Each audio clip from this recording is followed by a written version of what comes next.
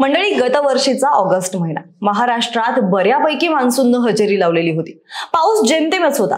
मात्र महाराष्ट्रातील असा एक तालुका होता जिथं आम्हाला पाणी द्या, अन्यथा आम्हाला कर्नाटकात जाऊ द्या अशी आर्त विनवणी शेतकरी नागरिक करत होते. होय, हे खरंय. एका बाजूला महाराष्ट्र कर्नाटक सीमावादाने दुरावलेले कर्नाटकातील लाखो मराठी बांधव महाराष्ट्रात येण्यासाठी आग्रही असताना आपल्याच महाराष्ट्रात असाही एक तालुका आहे जिथले लोक आम्हाला कर्नाटकात जाऊ द्या असं सांगतात. कट्टू या वर्षीच्या जानेवारी महिन्यातील घटना. शेतकऱ्यांनी सरकार विरुद्ध एका आंदोलनाची घोषणा केलेली होती. म्हैसाळचे पाणी द्या, अन्यथा पाण्यासाठी रक्त घ्या. खरं तर हेच लोक भारतीय स्वातंत्र्याच्या 75 नंतर आजही पाण्याअभावी तडफडत आहेत, दुष्काळात होरपळतायत. पिढ्यानुपिढ्या भयंकर दुष्काळाचा सामना करणाऱ्या या महाराष्ट्र पुत्रांना कर्नाटकात जावंसं वाटतंय, हे दुर्दैव आहे. सरकारचं घोर अपयश आहे. आता तुम्ही म्हणणार, हा कोणता तालुका आहे? तर सांगते. हा तालुका आहे जत तालुका आणि जिल्हा सांगली. मात्र दुष्काळाने होरपळणाऱ्या या जत तालुक्यात राजकीय दृष्ट्या सुद्धा नेहमी धगधगत राहणाऱ्या घटना घडत असतात. आजही जत विधानसभा निवडणुकीच्या निमित्ताने जत तालुक्यातील राजकारण असंच तापलंय. याचं नेमकं कारण काय आहे, सविस्तर जाणून घेऊयात आपल्या आजच्या या व्हिडिओमधून. नमस्कार, मी मयुरी आणि तुम्हाला तर माहितीच आहे, आपला विषयच भारी आहे. सांगली जिल्ह्याच्या पूर्वेचा शेवटचा तालुका म्हणजे जत. रेन शॅडो झोन म्हणजेच पर्जन्य छायेच्या प्रदेशात येणारा हा तालुका दुष्काळी भाग म्हणून ओळखला जातो.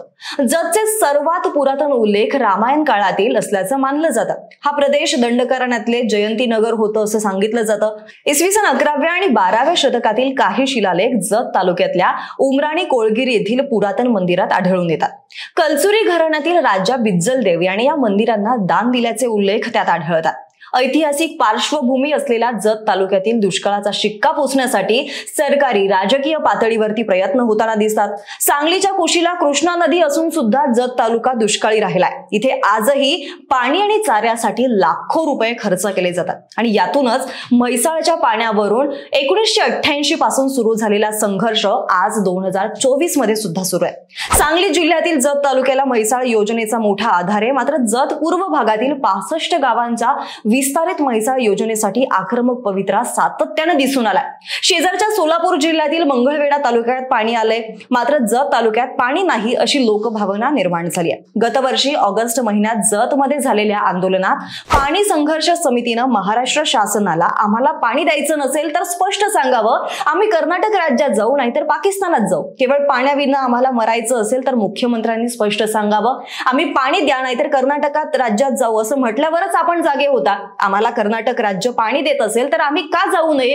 गेली 75 वर्ष आम्ही फक्त पाणीच मागत राहिलोय, बाकीचा विकास तर दूरच आहे. तुम्ही आम्हा सीमावासियांवरती जाणून बुजून प्रत्येक बाबतीत अन्याय करत आहात, आम्हाला दुष्काळात मरायला सोडून देत आहात अशी भूमिका सुद्धा घेतली गेलेली होती.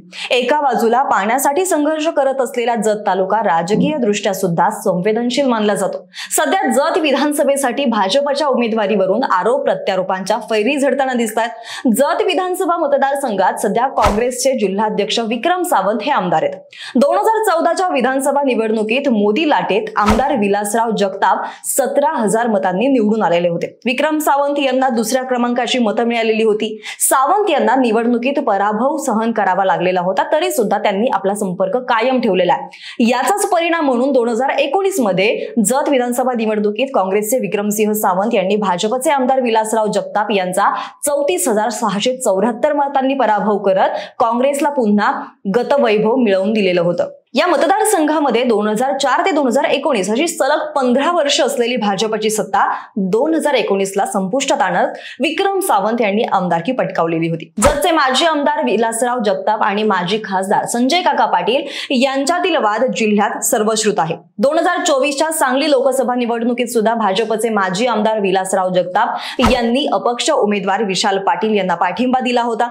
तसेच काँग्रेसचे जिल्हाध्यक्ष आणि जतचे विद्यमान आमदार विक्रम सावंत यांनी सुद्धा विशाल पाटलांना छुपी मदत केल्याचं बोललं जातं. 2024च्या सांगली लोकसभा निवडणुकीत भाजपचे माजी आमदार विलासराव जगताप, काँग्रेसचे विद्यमान आमदार विक्रमसिंह सावंत यांचं पाठबळ विशाल पाटील यांच्या पाठीशी होतं आणि तरीही भाजपचे उमेदवार संजय पाटील यांनी 6,271 मताधिक्य घेतलं. हे मताधिक्य सावंत यांच्यासाठी धोक्याची घंटा मानली जाते. तर दुसऱ्या बाजूला विधान परिषदेचे विद्यमान आमदार आणि मूळचे खानापूर आटपाडी तालुक्यातील असलेले गोपीचंद पडळकर यांना भाजपने जत विधानसभेसाठी उमेदवारी जाहीर केलेली आहे। त्यामुळेच जत विधानसभा मतदारसंघातील भाजपमध्ये स्थानिक विरुद्ध उपरा किंवा भूमिपुत्र विरुद्ध बाहेरचा असा वाद निर्माण झाला असून काही दिवसांपूर्वीच पक्ष निरीक्षकांसमोर या वादातून हाणामारीचा प्रसंग सुद्धा उद्भवला होता। जत विधानसभेसाठी कोणाला उमेदवारी द्यावी याची विचारणा करण्यासाठी माजी आमदार विलासराव जगताप यांना भाजपकडून बोलावण्यात आलेलं होतं। भाजपकडून उमेदवारीसाठी इच्छुक असलेले माजी आमदार विलासराव जगताप यांच्यासह प्रचार प्रमुख आणि राष्ट्रीय रस्ते विकास महामंडळाचे संचालक तमनगौडा रवी पाटील आणि जिल्हा बँकेचे संचालक प्रकाश जमदाडे यांनी भाजपच्या पक्षश्रेष्ठींना कोणत्याही स्थितीत तालुक्याबाहेरील व्यक्ती उमेदवार म्हणून स्वीकारला जाणार नाही। जत तालुक्यामध्ये बाहेरील उमेदवार लढवण्याचा प्रयत्न झाला तर बंडखोरी अटळ असेल असं सांगितलेलं होतं। जतचे विद्यमान आमदार विक्रम सावंत यांनी विस्तारित म्हैसाळ योजनेला वाढीव निधी मिळावा, ही योजना त्वरित पूर्ण व्हावी आणि कर्नाटककडे शिल्लक असलेले महाराष्ट्राचे 8 टीएमसी पाणी जत तालुक्यास द्यावे। जोपर्यंत विस्तारित म्हैसाळ योजना पूर्ण होत नाही तोपर्यंत कर्नाटकच्या तुपची बबलेश्वर योजनेतून पूर्ण तालुक्याला पाणी द्यावं या मागण्यांसाठी विधानसभेच्या पायऱ्यांवर आंदोलन केलं होतं। तर भाजपची उमेदवारी जाहीर झालेले आमदार गोपीचंद पडळकर हे जत मधील दुष्काळ, माय माऊलींच्या हाती असलेला ऊसाचा कोयता आणि बेरोजगारी हे 3 आपले शत्रू असून इतर कोणासही आपला विरोध नाही असं सांगतात। आमदार गोपीचंद पडळकर यांनी उमदी इथं 800 एकर परिसरात MIDC मंजूर करून आणल्याचा मुद्दा पुढे आणलाय।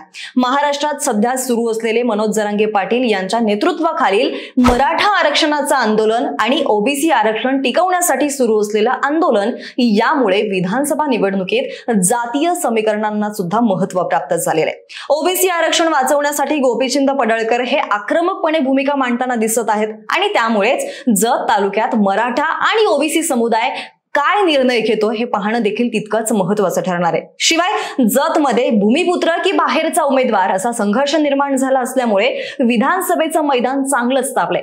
येत्या काळात भाजप अंतर्गत नाराजी मिटणार का आणि विक्रम सावंत हे लोकसभा निवडणुकीत बसलेला फटका भरून काढणार का यावर जत विधानसभेचं राजकीय चित्र अवलंबून असल्याचं बोललं जाते। पण मंडळी, तुम्हाला नेमकं काय वाटतं? जत विधानसभेचा पुढील आमदार कोण होणार? कोणाची ताकद जास्त आहे? तुमची मतं आम्हाला खाली कमेंट बॉक्समध्ये नक्की कळवा। जर हा व्हिडिओ आवडला असेल तर लाईक करा, शेअर करा, तसेच आपल्याला ही माहिती कशी वाटली हेही सांगा आणि अशाच पद्धतीच्या माहितीपूर्ण राजकीय इंटरेस्टिंग घडामोडी पाहण्यासाठी विशेष भारीला सबस्क्राइब करायला विसरू नका।